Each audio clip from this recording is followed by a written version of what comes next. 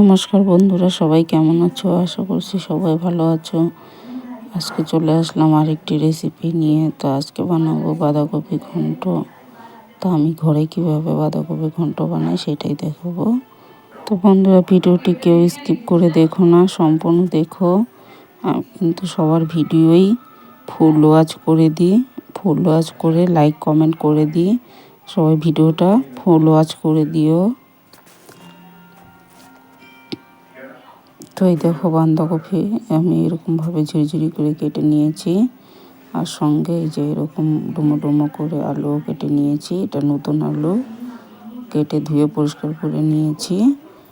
আর একটা কড়াই বসিয়ে দিয়েছি। কড়াইতে 3টে এলাচ, একটু হাফ চামচের মতো ধনে, হাফ চামচের মতো জিরা, আর 2টো শুকনো লঙ্কা, একটা তেজপাতা শুকনো ভেজে রেখে দেবো। পরে এটা আমি গুঁড়ো করে নেব।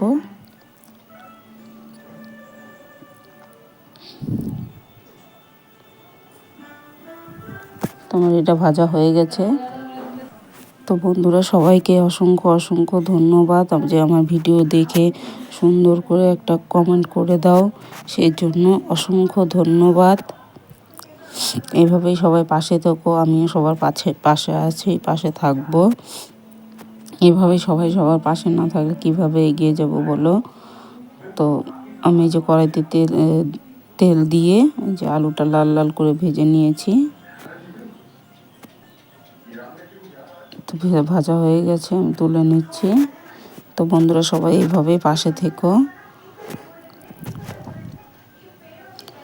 তো যে কড়াইয়ের মধ্যে আর একটু তেল দিয়ে ওটার মধ্যে জিরে, তেজপাতা আর একটা শুকনো লঙ্কা ফোড়নে দিয়ে দিলাম। দিয়ে এখন কেটে রাখা বাঁধাকপি দিয়ে দেব।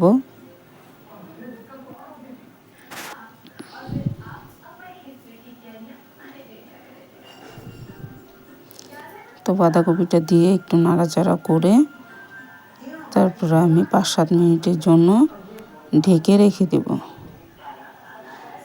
তো এই যে 5-7 মিনিট পরে আমি ঢাকনাটা উঠিয়ে এখন আর একটু নাড়াচাড়া করে দেব।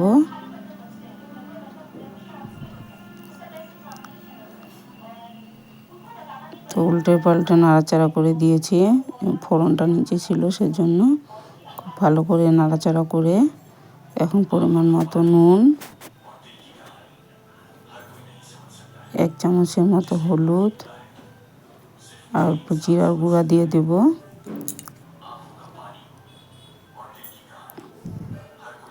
আর এই যে 1 চামচের মতো আদা বাটা দিয়ে আবার কিছুক্ষণ ভালো করে নাড়াচাড়া করব। নাড়াচাড়া করে সব কিছু মিশিয়ে নেব।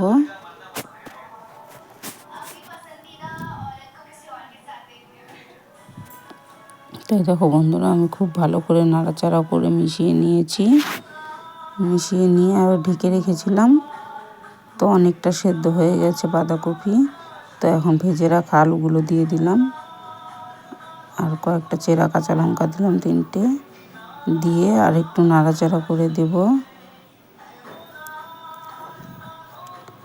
নাড়াচাড়া করে আমি একটু ঢেকে রেখেছিলাম, ওটা স্কিপ হয়েছে। তো আমি অফ ক্যামেরা কতক্ষণ ঢেকে রেখেছিলাম গ্যাসটা কম করে। তো দেখো, আলুটা একদম সেদ্ধ হয়ে গেছে। তা আমি আরও কিছুক্ষণ নাড়াচাড়া করে নিব। নাড়াচাড়া করে নিয়ে ওই যে ভেজে রাখা মশলাটা গুঁড়ো করে নিয়েছি, আমি এখন সেই মশলাটা দিয়ে দেব। তো মশলাটা আমি সম্পূর্ণ দিয়ে দিলাম। দিয়ে নাড়াচাড়া করে মিলিয়ে নিয়ে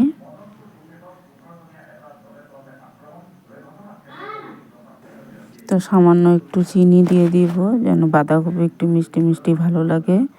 তো একটু চিনি দিয়ে দিলাম, তোমরা চাইলে নাও দিতে পারো, তো দিলে ভালো লাগে। তো আমি একটু চিনি দিয়ে ভালো করে নাড়াচাড়া করে মিলিয়ে নিলাম। নিয়ে 1 চামচের মতো ঘি দিয়ে দিব। দিয়ে খুব ভালো করে মিলিয়ে নিয়ে তারপরে নামিয়ে নেব। বন্ধুরা, ভিডিওটি তোমাদের যদি ভালো লাগে তাহলে অবশ্যই একটি লাইক করো আর কমেন্ট করে জানিও কেমন হয়েছে আমার বাঁধাকপি রান্নাটা। তো আমি এই যে নামিয়ে নিচ্ছি। বাঁধাকপিটা দেখো বন্ধুরা কেমন হয়েছে।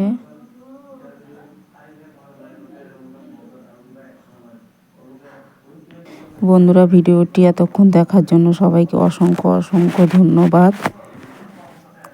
সবাই ভালো থেকো, সুস্থ থেকো। আবারও চলে আসবো আরেকটি রেসিপি নিয়ে।